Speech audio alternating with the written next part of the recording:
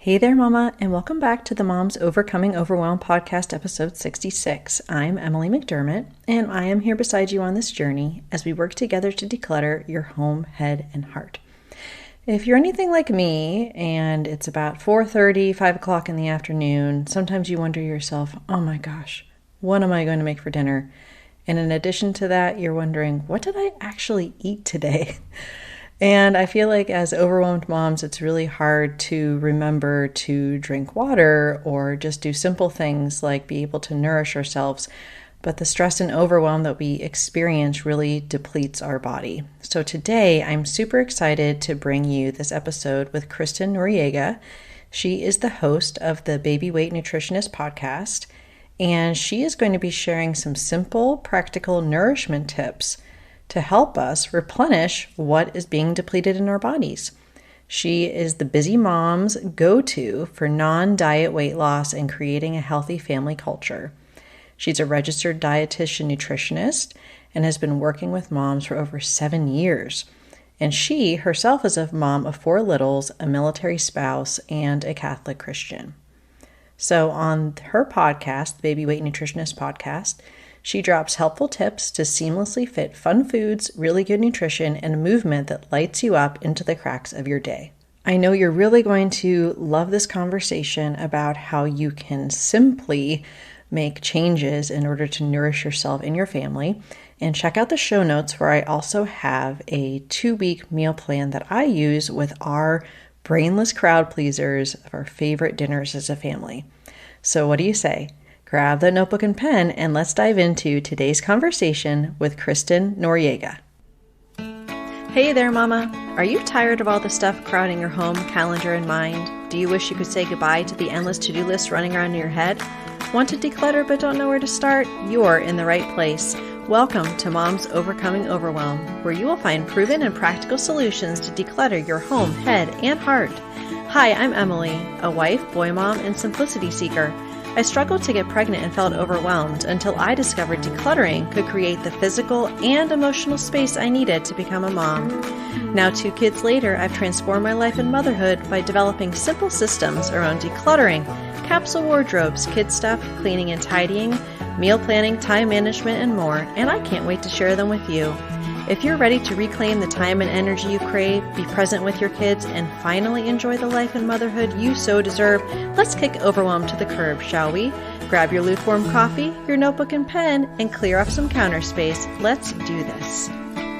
Hey, Kristen, thank you so much for being on the Moms Overcoming Overwhelm podcast. I am so happy that we are here. Finally, you and I have been trying to connect for a while, and time zones and kids and all the things. So I'm glad that we are finally here. Welcome to the show. Thank you so much for having me, Emily. I'm super excited. Yay. So you and I kind of connected through the podcasting space. I've met so many amazing women, so many amazing moms through this community. And I would love it if you could tell me a little bit about you, your family, the women that you serve, and then also when you're not doing all of those things, how you might like to spend your time if you have any of those, moments of free time in your day, if that's such a thing. Okay. Well, it's not. So we'll just leave that one there. There's no free time. I'm a registered dietitian, and I help women lose weight in the right way and keep it off. And I stumbled into this because a little bit about my story. So let me just this is where we're going with this. I grew up and I was always real healthy and fit and did all the sports and activities. And then I got into college, and then it became for me a lot more about the number on the scale and turned into that really diet culture perspective. And I felt I would try to restrict and then overeat and try to compensate for, a night of drinking or whatever it was that college life entailed.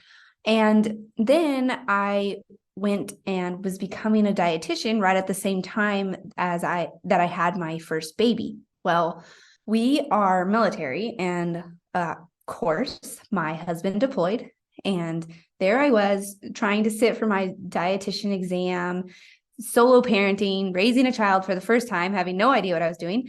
And it was winter in Kansas, And I just so vividly remember looking down at my body and not recognizing myself and feeling frustrated and very disappointed in myself because I had studied this in school. Why wasn't it working? My baby was 8 months old. Why didn't my quote baby weight just fall off? It should have done that. And so then I had to really go through this period of unlearning the textbook way to lose weight and really challenging my beliefs. I discovered what food freedom was. I discovered intentional eating and mindful eating. And really, those are things I wasn't taught. I had to do my own digging. And so in my own journey through this and figuring out how to feel my best with another human being entirely dependent upon me, trying to work, trying to do all the things, how do you do that? And counting calories didn't work. Tracking things wasn't working. And by working, I mean, I was losing my mind. No one has time for that. It doesn't feel good. So lo and behold, we had another baby and my husband deployed again because that's the way the military works. And throw in some undiagnosed postpartum depression and just, trying to figure this out. I finally did. And it was after that second baby where I finally got something to click. And what that something is food freedom.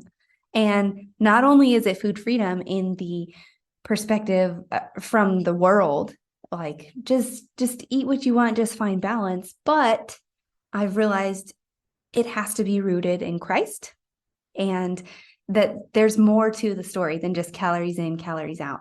So then I had my third baby and my fourth baby, and I've been helping women go through this journey for the last 3 years. And I've served over 100 women in this, trying to help them feel better in their bodies so that they can pour out into those that they love. Take care of yourself so you can take care of others. So that is what I do. That's my story. Wow. That is very powerful. And I know you and I were talking briefly how I'm a military spouse technically, but since my husband has been permanently stationed here, I have not had that experience. And similarly, having postpartum anxiety after my second, I couldn't even imagine trying to do that solo. And then to say to someone, oh, well, all you need to do is, write down everything you eat. It's like, what? I don't even know how to care for this baby, let alone like having to do all the other things. So that is just really fascinating. And I talk a lot on the show about the concept of freedom more from the standpoint of we have these most precious resources of our time and our attention, our focus, our energy, and we want to be able to focus those where it matters most instead of feeling like those things are being stolen from us by, clutter. But similarly, if we feel like we are kind of trapped as far as in our own bodies and our relationship with food, just being able to have that freedom is just so incredibly powerful. So I'm excited to kind of jump into some of these things that are going to help the mamas, but I would love, it's so funny when I learn a little bit about the stories of my guests and I say, I know there's probably been a million times when you have felt overwhelmed in your mother, maybe today. And you certainly have had a lot of experiences and opportunities to feel overwhelmed because of your husband's deployments and everything. But can you give an example of just, one time that really sticks out that you were feeling so overwhelmed and it was just like, oh my gosh, I can't do this anymore. Like something needs to change. And maybe it was what you're just talking about, sort of the bleak winter in Kansas where you're like, oh my gosh, I don't feel like myself anymore. And sort of some of the steps that you took to kind of really gain control of your life to move forward.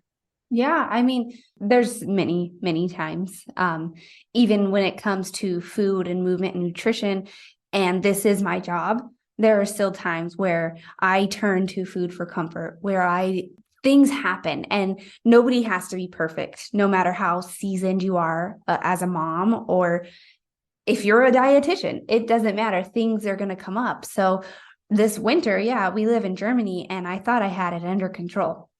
I thought I was taking care of myself and winter just kept going. It's still winter. I mean, we're recording this mid-April and it still is cold and gray and there's no sun. Well, rewind about 6 or 8 weeks or so, I had injured my back and was feeling really just all the feelings, all the feels. And I ended up, so here are the steps that I took to take care of myself and pull myself out of that. I went to the doctor. I had them run labs. I got a referral for PT. I checked myself back into some online therapy and prayed a whole lot.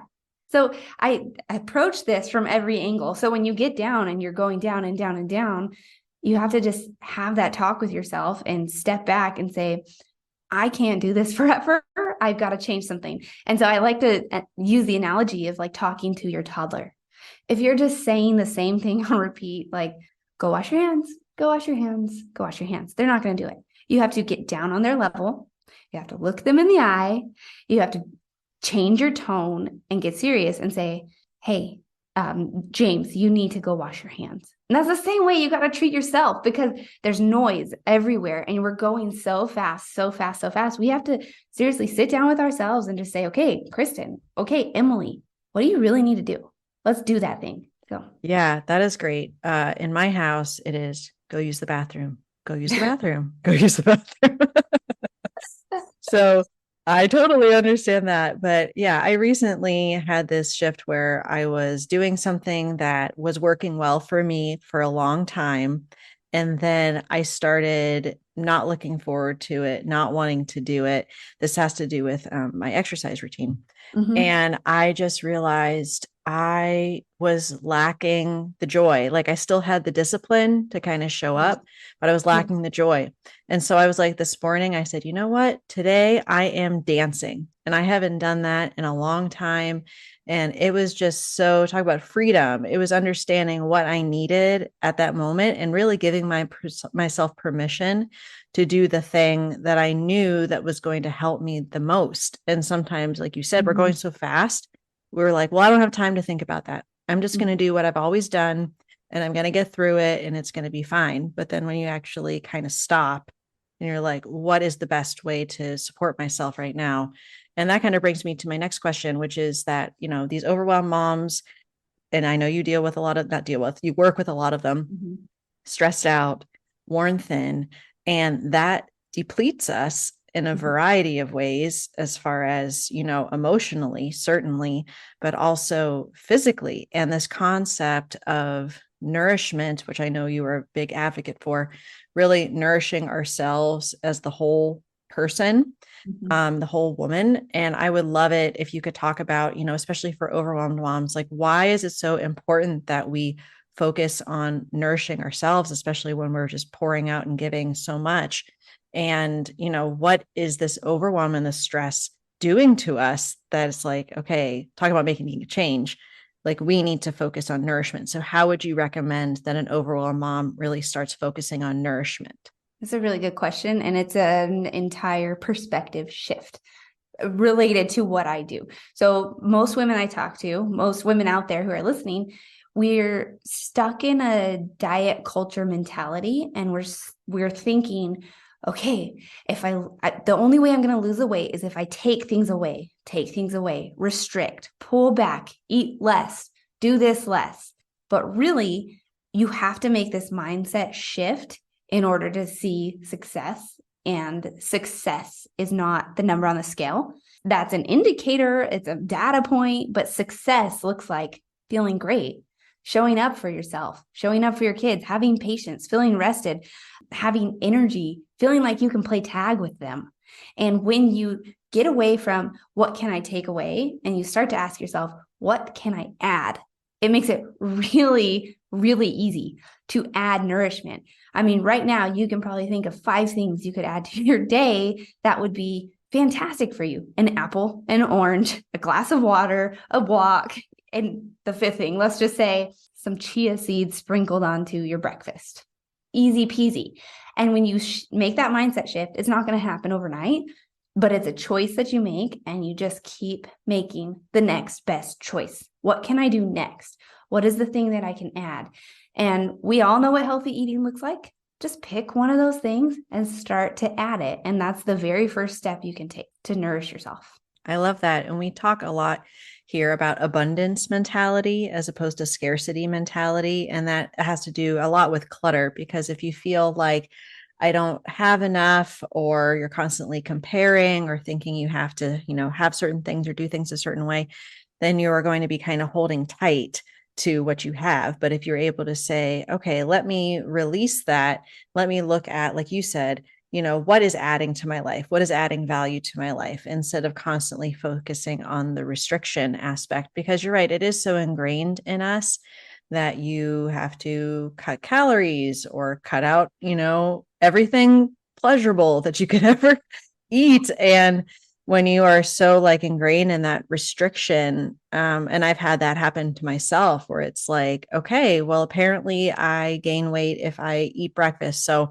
not allowed to eat breakfast anymore. And yeah, I can white knuckle my way through that for a certain amount of time, but that's not sustainable. Like, that's not what is going to help me, like you said, be a patient mom to my kids in the morning, because I just keep thinking about how I want to eat breakfast because it's my favorite meal of the day. And I'm like, there has to be a way, that I can nourish myself. And that's that freedom too. Like you said, like if we're focusing on nourishment, then it isn't restriction. And then it's like, okay, there is like a different way. So I guess I love that, the kind of simplified approach. We're all about simplicity here.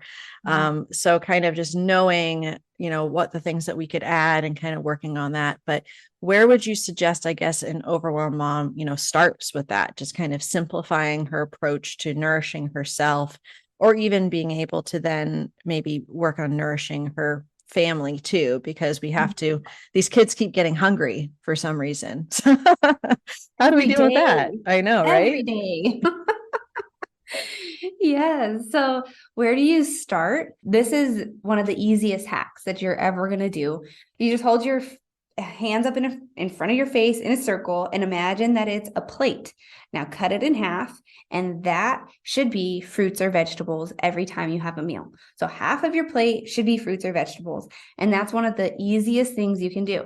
Don't focus on trying to change everything, because if you do, you're just going to fall back to your old tendencies. If you're faced with the choice of all or nothing, just being human, we tend to fall back down towards nothing. So instead of trying to do everything, all of it, just make this one choice to add in fruits and vegetables for half of your plate. It's going to be super powerful. You're going to get all sorts of nutrients, fiber, antioxidants, phytochemicals. And when you're filling your plate with those wonderful things, there's not quite as much room for the other stuff. And there's not quite as much room in your belly for the other stuff. And it's not don't even worry about what's on the other side right now. Just focus on adding in the fruits and veggies. And to your point about doing this with that, from that place of abundance, and doing this with that joyful heart, I want to just encourage whoever's listening to think about how you feel when you're eating and what are the thoughts that are coming to mind. If you're constantly thinking, I shouldn't be eating this, I shouldn't do that, this is bad, I'm being bad, all of those negative things, then you have totally sucked the joy and the life out of eating. And food wasn't designed that way. God made foods to be delicious. He made wonderful things, and he made you with the ability to taste and the ability to smell it and the ability to enjoy it. And he is a good Lord, and he's loving, and thank God he made us that way. It's okay to enjoy the food. It's okay to enjoy the process. It doesn't have to be terrible and miserable. Yes, definitely. And just like you said, when we get into that labeling mentality, like this is a bad food, this is a good food. And then you start kind of, like you said, kind of labeling yourself. Well, if I am a person that is eating a quote unquote bad food, then I am making a quote unquote bad decision. And I feel like as moms, especially, we have all of these situations where we're already berating ourselves and getting down on ourselves about things, whether it be like a parenting, decision we made, or how we treated our spouse that day, or whatever the case may be. And we don't need to have this extra thing that we are getting down on ourselves about, as far as like what we are eating. I have one question before I get into my next one, which is, this is what I struggle with. I know you're going to have an answer, which is my kids will say that they want such and such a food, and I make said food, and then they have like the 3 bites and then they're done. right? Mm-hmm. So let's just take chicken nuggets as an example. Mm-hmm. And I, of course, had no plan in my day to eat chicken nuggets. That wasn't on my radar. But yet I'm looking at these, 5 chicken nuggets on a plate. And I'm like, okay, I feel really bad, like throwing these away. I don't want to waste food and everything. How do you recommend these overwhelmed moms that are already maybe having that emotional tug to be eating the stuff that's not super healthy for them? And then their kids have chicken nuggets sitting on a plate. Tell us straight, Kristen. What do we do with the chicken nuggets on the plate? No one is judging any answer that you give. Just tell me what to do. It's so simple. I feel like your mind's gonna be blown. Serve them less. Don't give them as much. Give them 1 chicken nugget, see if they eat it. Give them 2 chicken nuggets, see if they eat it. If you make less and they eat it all, that's great. Then they can also eat the other stuff on their plate. And we have this tendency to give our kids entirely too much food. And then, because this is how we were raised, we like to say, you better eat it all. You better clear your plate. You've got to do that. This is what we do. Well, it doesn't have to be that way, because you want to raise a child who can trust his or her body, who can hear his or her hunger cues. By telling the child they have to clear the plate, you're telling that child, when you say you're done, when your body says you're done, you're wrong. So we just want to give them less food. Let them ask for more and tell them it's like, encourage that. If they need more, they'll ask for more. And yeah, I think, what are your feelings with that answer? How does that feel? No, I love that. And I have done that to a certain degree with some things, but then sometimes, and my boys, just for point of reference, are 5 and almost 7. Okay. And they'll be like, well, mommy, give me more milk. Give me more milk. And we actually have these glasses where there's like they're just glass and there's like this line here. And I'm like, that's the Sean line. I'm only going to fill it up to the Sean line, which is like, 15% of the glass. And that has been helping to just kind of, like you said, I can always give you more. I can always give you more, because I definitely grew up in the clean plate club. That was a thing for sure in my family. And even when we were with my parents, sometimes they will still make comments of like, oh, don't you want more? You got to finish, And that's a whole other conversation, I'm sure. But just being able, like you said, we lose our ability to recognize our hunger cues. Like, I feel like as we're getting into maybe teenage college, and then our adulthood, and just in as much as we can help our kids to recognize them and then also honor them, I think that's fantastic. I love that idea. I will no longer be making 6 chicken nuggets at a time. You've heard it here.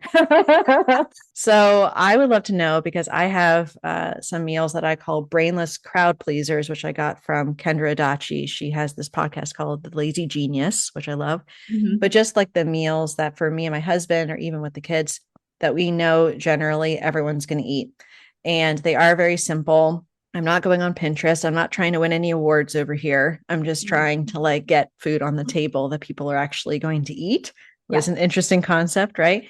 So I definitely have some of my favorites, which maybe in the show notes, I'll share some of my favorite recipes. But do you have any favorite go-to meals, especially as a mama with 4 kids?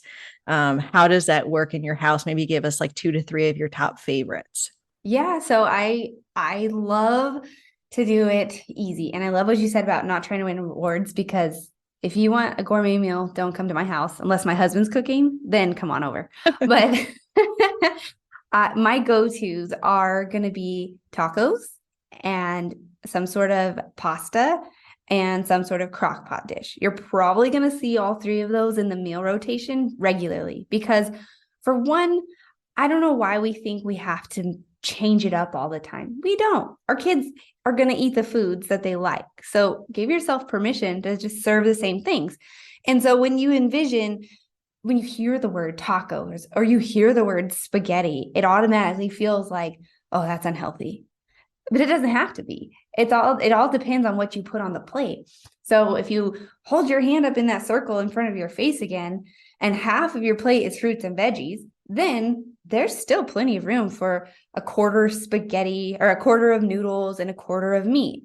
Or you can put like potatoes and ground beef for your tacos, and then use some tortilla chips to scoop it up. There's a bunch of different ways to just make tiny little tweaks to the things, to the meals that you know and love. That's great. Yes. And I love that visual, because that really helps. And also it is kind of teaching our kids to be looking for that too. Yeah. And I'm sure there's kind of creative ways, kind of talking about it. Actually, my first grader is working on fractions. So that's a great opportunity, to be able to have some of those learning opportunities at dinner time as well. So that is really great. Is there any other words of wisdom or advice? I love all the permission slips that we're giving today. I feel like people ask me that for a lot when it comes to decluttering, like getting rid of stuff. And I feel like you've given us a lot of permission and a lot of grace to just be able to make it simple, focusing on adding rather than restricting and subtracting, and just like in the best way possible, as I like to say, lowering the bar.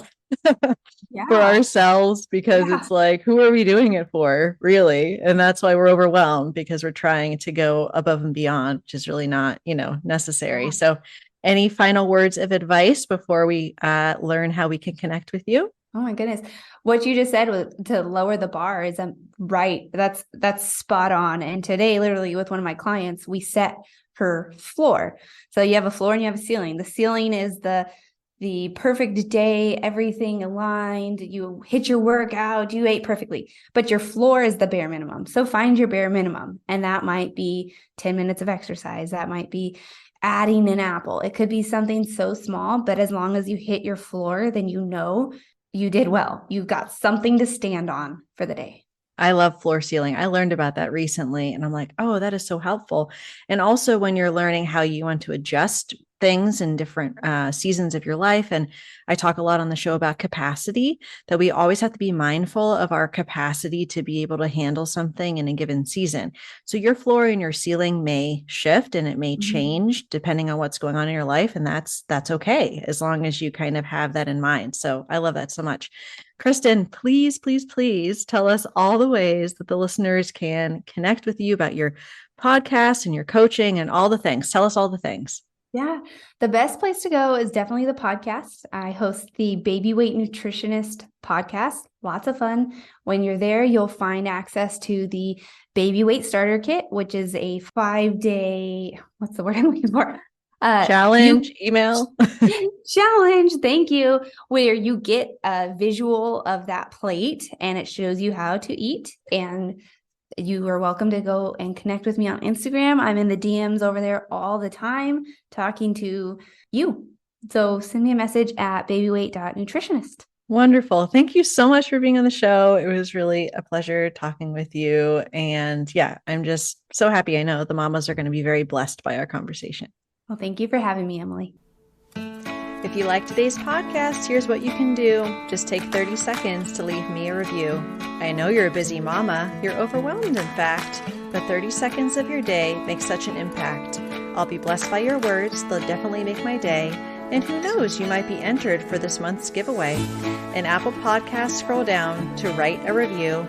Thanks so much for your time. I'm so grateful for you.